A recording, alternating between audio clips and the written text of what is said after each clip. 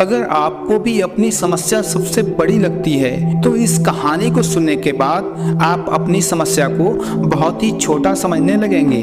आज की कहानी छोटी जरूर है लेकिन बहुत ही प्रेरणादायी है। इससे पहले कि आप कहानी में खो जाएं, चैनल को सब्सक्राइब जरूर कर लें। एक बार की बात है, एक बहुत प्रसिद्ध और प्रबुद्ध बौद्ध भिक्षु थे जो लगभग पूरे साल अधिकांश समय बहुत ही दुर्गम, कठिन और ऊंचे पहाड़ पर रहते थे। उस पहाड़ पर चढ़ना बहुत मुश्किल था, इसीलिए साल भर बहुत कम लोग उनके पास जाया करते थे।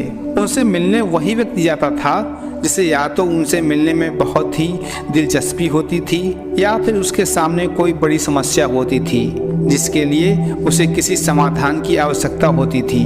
नहीं तो अधिकतर लोग उनसे मिलने तब जाया करते थे जब वह पहाड़ से नीचे आया करते थे। एक बार पर्वतारोहियों का एक दल उस पहाड़ पर टहलने गया। वहाँ किसी व्यक्ति ने उन पर्वतारोहियों को बौद्ध भिक्षु और उनके ज्ञान के बारे में बताया। बौद्ध भिक्षु के ज्ञान के बारे में जानने के बाद पर्वतारोहियों के समूह ने उनसे मिलने का निर्णय लिया। वह सभी लोग और ऊपर की ओर चढ़ते हुए साधु के आश्रम में पहुंचे। बौद्ध भिक्षु ने उन्हें देखा और पूरे सम्मान के साथ उनका अभिवादन किया और उन्हें बैठने के लिए उचित स्थान दिया। कुछ देर बैठने के बाद सब लोगों ने अपनी समस्या बौद्ध भिक्षु के सामने रखने की सोची, लेकिन वह सब लोग इस बात पर बहस करने लगे कि सबसे पहले उनको अपनी समस्या कौन बताएगा। सब कह रहे थे कि मेरी समस्या सबसे अधिक बड़ी है, इसीलिए सबसे पहले मैं अपनी समस्या का समाधान पूछूंगा। धीरे धीरे उनकी बहस बढ़ती चली गई और वह लोग तेज शोर मचाने लगे। यह देखकर बौद्ध भिक्षु ने तेज आवाज में कहा, आप सब लोग शांत हो जाएं, मेरे पास इस समस्या का समाधान है। इतना कहकर बौद्ध भिक्षु वहां से उठकर अपनी कुटिया के अंदर चले गए। कुछ देर बाद वह वापस आते हैं तो उनके हाथ में एक कागज, कलम और कटोरा था।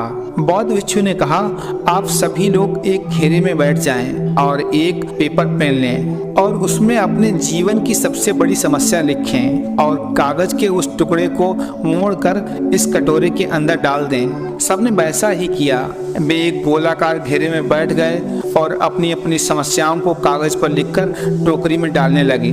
जब सभी ने अपनी अपनी पर्चियां टोकरी में डाल दी तो वह बौद्ध भिक्षु वहां से उठे और उन्होंने उस कटोरे को उठा लिया। उन्होंने उस कटोरे को अच्छी तरीके से हिलाया जिससे कि सारी पर्चियां आपस में मिल जाएं, जिससे यह न पता चल सके कि कौन सी पर्ची किसकी है। फिर वह बहुत ही शांति से एक पास में बैठे व्यक्ति को वह कटोरा देते हुए बोले, और इस कटोरी को हर एक व्यक्ति के पास लेकर जाएं। हर एक व्यक्ति वही कागज उठाएगा जो सबसे ऊपर होगा। फिर वह उस कागज पर लिखी समस्या को पढ़ेगा और विचार करेगा।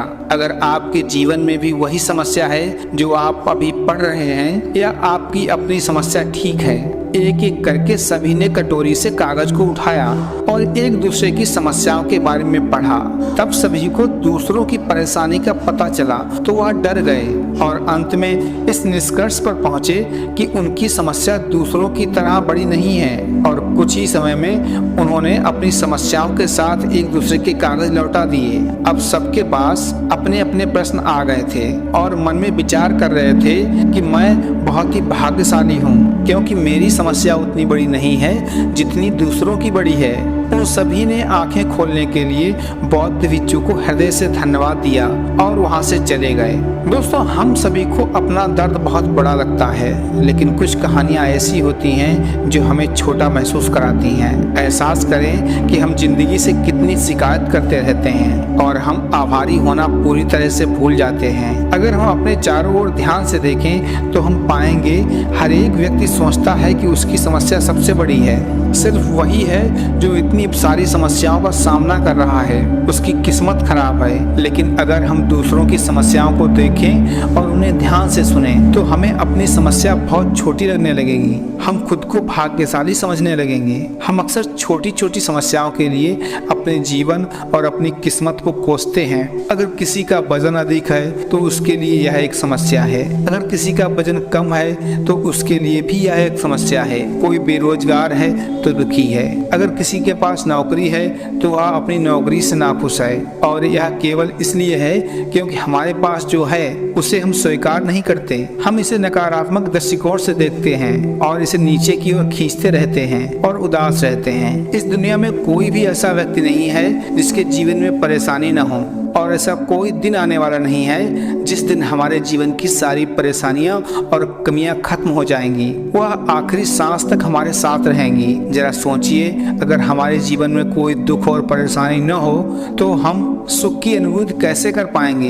हम माने या न माने, समस्याएं हमारे जीवन का हिस्सा हैं, उनसे खुद हमें उनका सामना करना होगा, और समस्याओं का सामना करने का पहला नियम यह है उन्हें दिल से स्वीकार करना और फिर उन्हें हल करने के लिए उचित कदम उठाएं, क्योंकि समस्याओं से बचने का एक ही उपाय है कि उनका समाधान किया जाए। दोस्तों, अगर आपको इस कहानी से कुछ सीखने को मिला है और आपको भी लगता है कि मेरी समस्याएं दूसरों से बड़ी नहीं हैं, तो इस कहानी को और भी लोगों के साथ शेयर करें, जिससे उन्हें भी अपनी समस्याओं से लड़ने में मदद मिले। कल मिलते हैं एक नई कहानी के साथ, तब तक के लिए नमस्कार।